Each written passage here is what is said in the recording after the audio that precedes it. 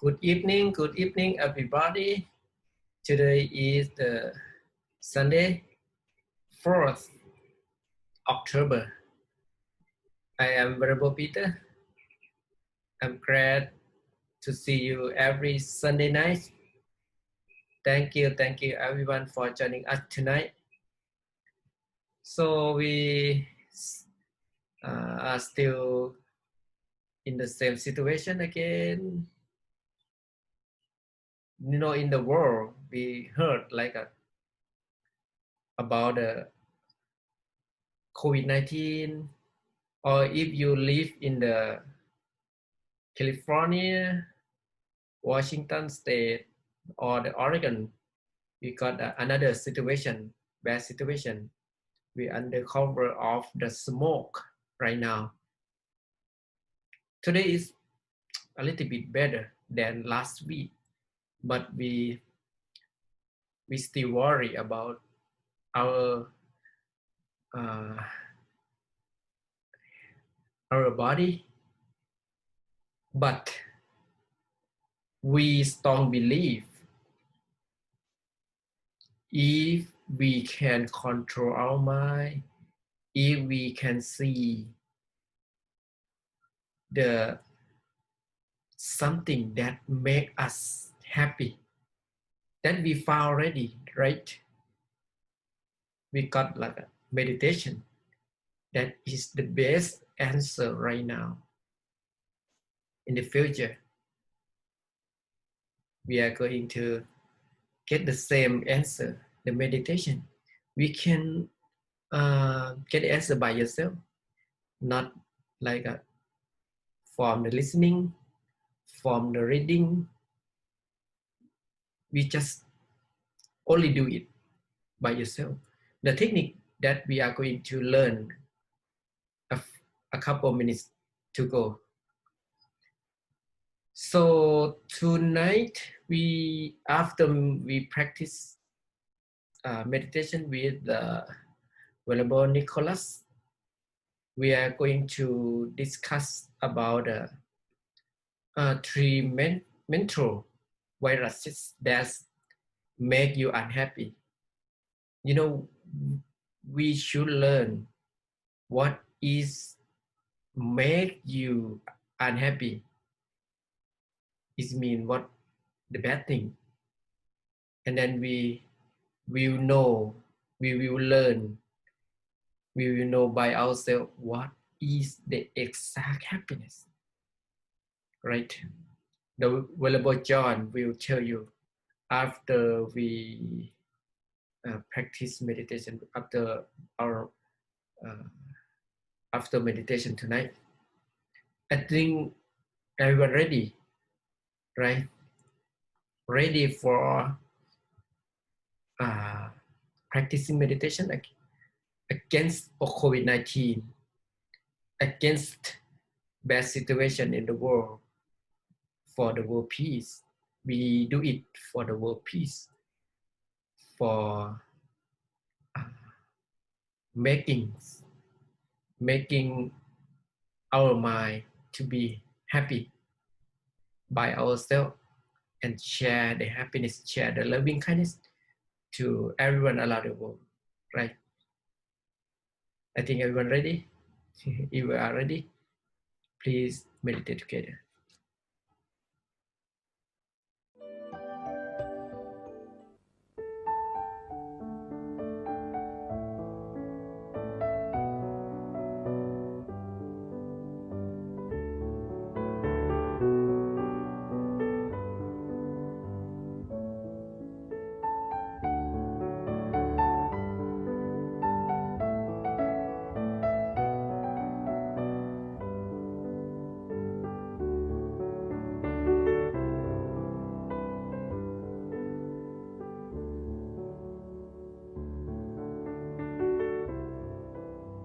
You'd like to start by finding a comfortable position for yourself in meditation.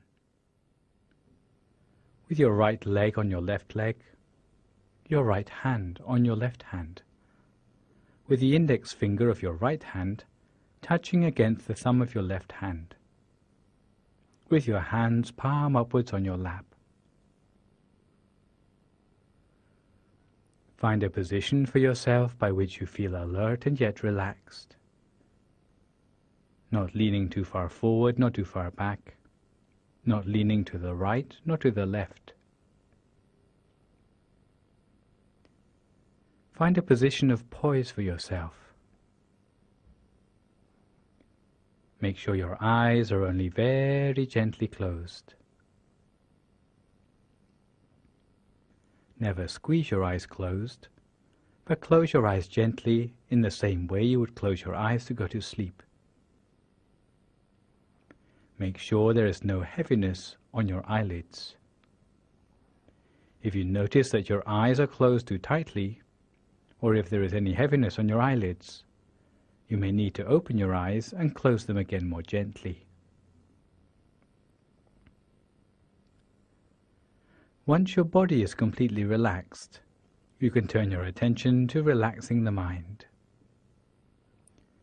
If you like, you may like to think of all the merits which you have done in your past, whether it be the merits of generous deeds for the benefit of society around you, donations to the temple, offering of robes, keeping the precepts purely, even meditation and chanting in your daily life. But if you think about all the merits you have performed, in the end it will bring you a feeling of joy and happiness in the mind, as if the merit moves you to the extent that you feel refreshed inside. You should cherish such a feeling of happiness in your mind, just for a few moments, as if all the happiness seems to come from the center of our body. And when we feel relaxed, both in body and in mind, very gently, using no effort at all, we allow our attention to settle and to center to a point in the middle of our stomach, as if in the middle of our stomach was just an empty space. Maintain your mind at the center of the body, observing as continuously as you can for as long as you can. Keep your mind always at the center of whatever arises there, at the center of the bright sphere of light, or at the center of the Buddha image inside yourself, if that's what you prefer, until eventually there are no remaining thoughts in the mind anymore, and the mind can come to what we call a standstill at the center of the body. A standstill means that the mind comes to rest inside the body, without any thinking anymore. Some people think that the mind is nothing without thinking. But in fact, in your meditation you will find out that the mind without thought is much more powerful than the mind caught up in concepts.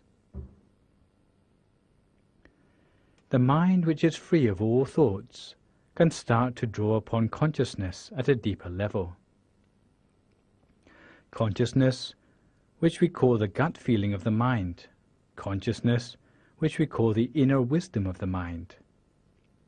Once we switch on to these things, then it will be like a light within ourselves, which illuminates and literally sheds light on the mysteries of the world around us.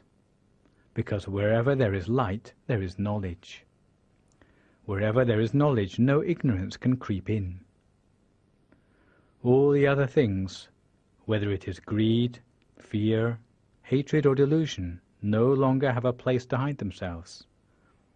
Because once we have understood the reality of the world through inner experience, no one can persuade us to understand the world otherwise.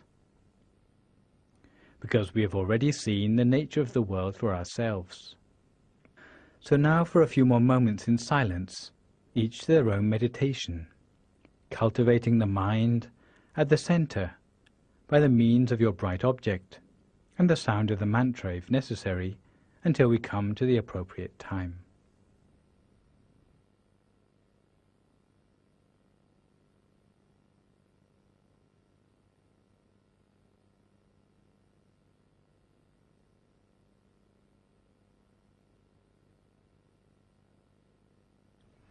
Today, as we meditate, we're going to look at the important practice of spreading loving kindness.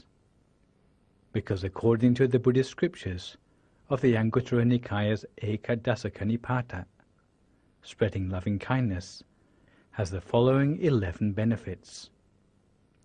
It allows us to sleep in happiness, wake in happiness, gives us freedom from nightmares, makes us endearing to humans and non-humans alike, affords us protection by guardian angels, protects us against fire, poison and weapons, facilitates our attainment in meditation, and gives us a radiant complexion. It protects us from senile dementia, and if at the end of our life we have still not attained enlightenment, we will attain the Brahma world. For loving kindness, it's important always to keep your mind at a standstill at the center of the body, as continuously as you can, for as long as you can, without letting your mind wander anywhere else. If you find your mind is attracted away by the sounds around you, sensations in your body, or thoughts in your head, as soon as you realize, always bring your mind back again to the center of the body and continue as before. Cultivate your mind in this way as continuously as you can, for as long as you can, with or without the mantra, depending on your chosen style. Our mind remains always at the center of the body, at a standstill at the center, whatever inner experience we have attained for ourselves. For some people it will be like a clear, bright sphere of light at the center of the body. For other people, it will be like a clear Buddha image at the center of the body. For others still, it may be like a feeling of warmth or well-being at the center of the body. Whatever sort of inner experience we have attained for ourselves, we place our attention very gently at the center of that experience, at the very center of the inner experience within ourselves, touching gently with the same lightness as a feather floating down to touch on the surface of some water, so lightly that the feather doesn't even break the surface of the water. In the same way, we touch our attention at the center of the inner experience within ourselves. We touch our mind at the center with just the right amount of attention. What you will soon find is that the inner sphere of the mind will gradually expand outwards in size, expanding outwards in size until it is the same size as the whole of your body, as if we were sitting inside a sphere of our own well-being or a sphere of our own light. And we make the wish that may we ourselves be well and happy, may we be free from all suffering. And touching our mind again at the center of the body, the sphere of well-being or the sphere of light spreads outwards beyond our own body, spreading outwards in all directions, just like the moonlight shines outwards from the full moon in the night sky, or just like a block of ice spreads coolness in all directions around itself into the surrounding atmosphere.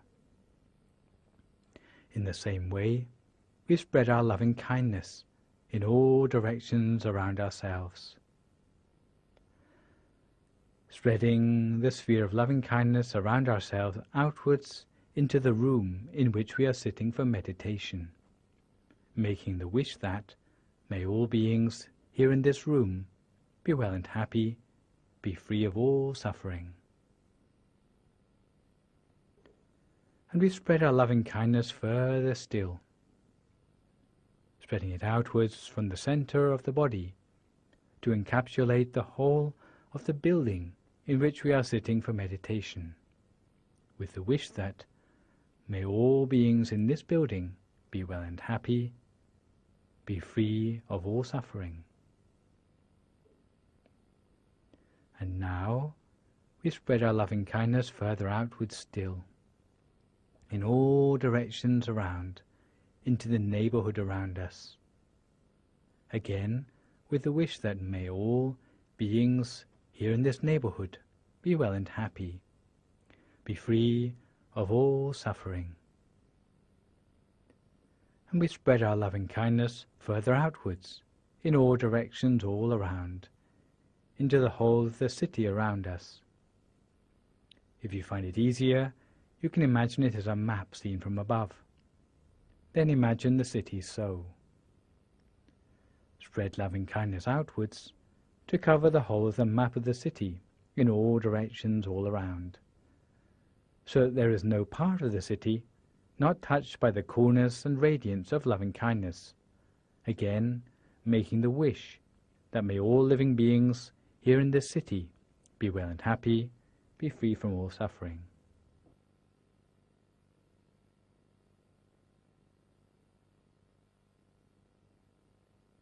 And we spread our loving kindness further outwards, beyond the city limits, to the whole of the country, outwards to the very borders of the country in all directions all around, spreading loving kindness without exceptions to the very borders of our country in all directions all around, again making the wish that may all beings in this country be well and happy and be free of all suffering. Now we spread our loving kindness outwards to all the neighboring countries,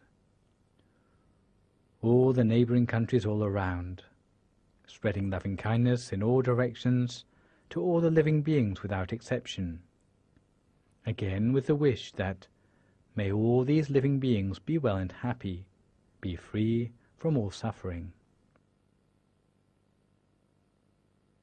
And now we spread our loving kindness outwards again to the whole of the continent around us, every country on this continent, so that our loving kindness spreads its coolness and radiance to every country on this continent, again with the wish that may every living being here on this continent be well and happy, be free of all suffering. And now we spread our loving kindness further outwards still, to every continent of the world, whether it be Asia, Europe, Africa, North and South America, Australia or Antarctica, so that there is no corner of the world not touched by the radiance and coolness of our loving kindness, spreading our loving kindness to every place on the surface of our planet, again with the wish that may every living being without exception, whether on the land, in the air or in the sea, be well and happy, be free from all suffering.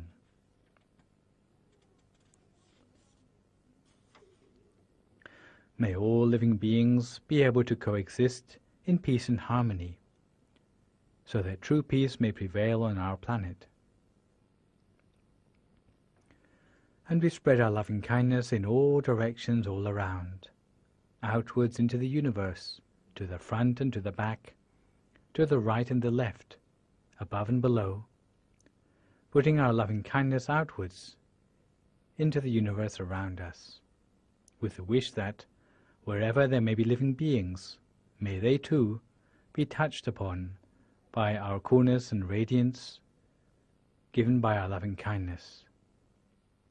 In such a way, we spread our loving kindness without limits and without exceptions, outwards into the universe, the galaxies, and the cosmos around us. Long ago, in the time before the Buddha, there was a hermit called Kapila, who used to retire to the seclusion of the forest for meditation. It was his habit to favor the practice of meditation on loving kindness. and this he would practice on a regular basis, by day and by night. Whenever his mind was at ease, he would spread loving-kindness facing east, with the intention that, may all living beings in the direction in front of me, even from the smallest creatures, whether 2-footed, 4-footed, with many legs or no legs at all, in the eastern quarter, be pervaded by my loving kindness, spread with the purity of my mind. May all these beings enjoy happiness and be free from all suffering. The next day, he might spread loving kindness in the same way to the western quarter, the northern quarter, the southern quarter, upwards or below. He would spread loving kindness in this way in all directions, consistently and regularly, until it became his habit.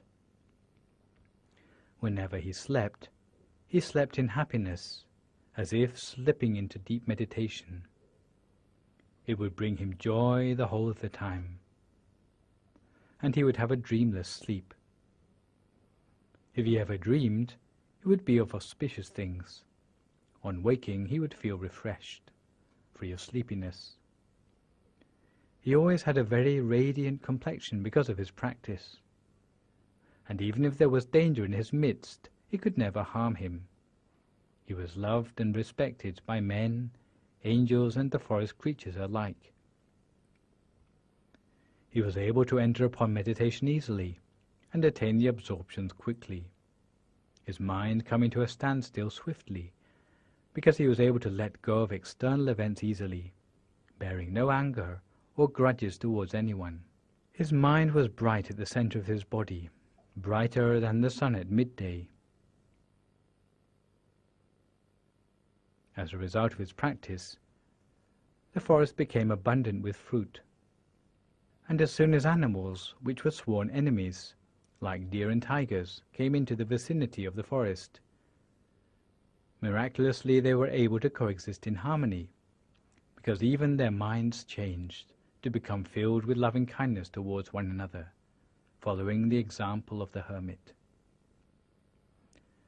However, when those animals came close to death, they would be unable to stay in the forest, but felt compelled to pass away outside the forest so as not to pollute the pure atmosphere of the place. Even the creepers and shoots of the plants in the forest coiled auspiciously in a clockwise direction. Later, after many aeons had passed, this place was to become the town of Kapilavastu, in the present-day Nepal, where the Lord Buddha was to grow up. These are some of the fruits of spreading loving kindness, which appear even during the present lifetime. So, having spread loving kindness in this way, we condense our awareness down, back to the center of our body again, taking careful note of the brightness, the clarity, and the feeling of peace and joy at the center of our body. In particular, we should take mental note of the feeling of well-being at the center of our body, remembering this feeling as well as we can, because this feeling of well-being is very important for us. It represents the state of progress in meditation that we have made up till now. If we can remember this feeling as well as we can, the next time we come to meditate again, we can start again from this feeling. And starting again from this feeling, we can continue to make progress in meditation next time from where we left off.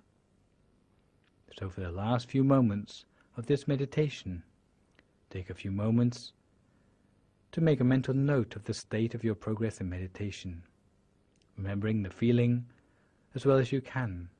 Now for a few more moments, each of their meditation practice in silence.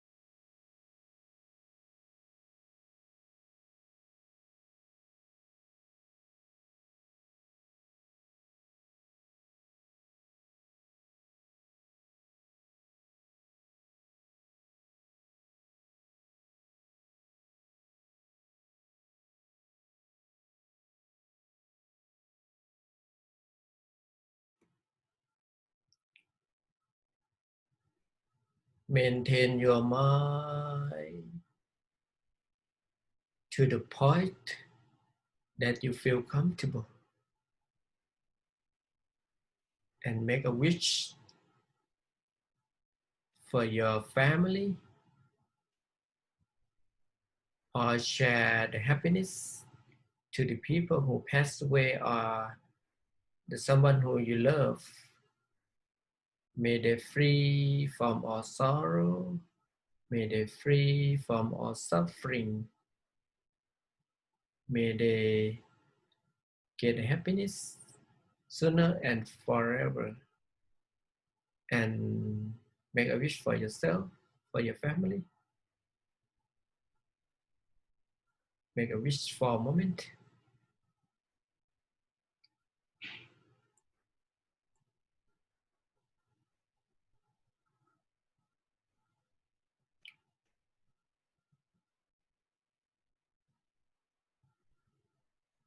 So now on,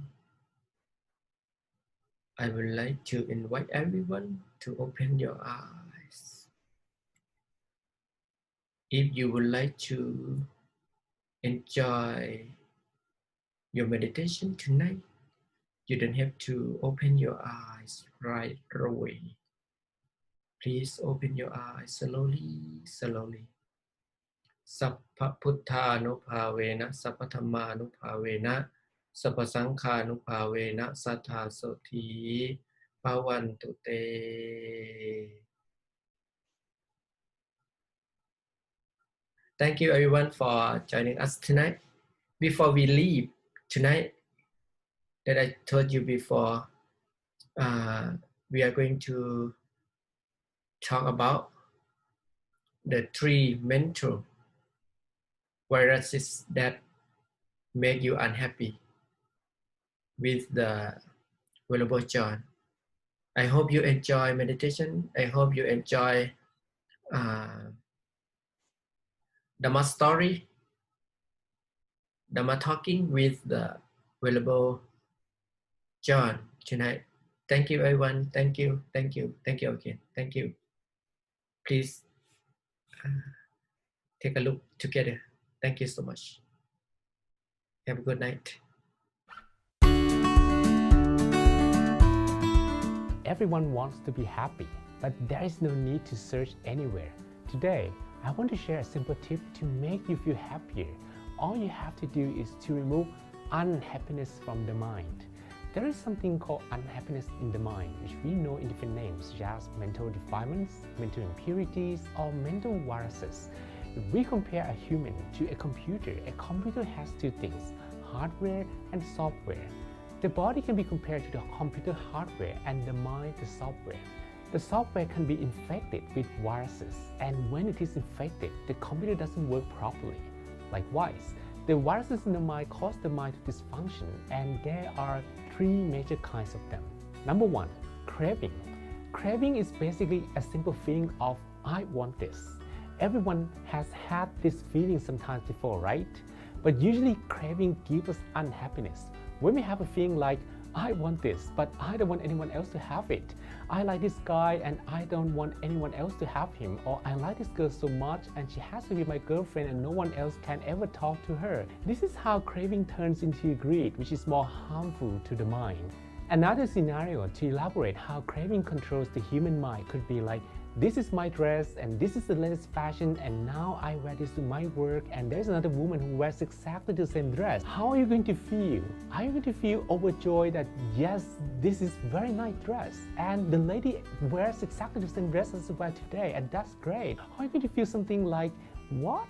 I drove 30 kilometers away just to get this dress on a day that has very special discount, so I can get it very cheap because it's the latest fashions, because I wanted to look marvelous in the dress so everyone else can see how beautiful I am. But what about her? Why is she wearing exactly the same dress? This is called greed, isn't it? Oh, I just got a new car a few months ago and there is a guy who got a bigger and better car. I wanted to have that car as well. This is how craving turns into jealousy. They work the same way but give more harm to the mind. This virus actually makes us feel like I want more.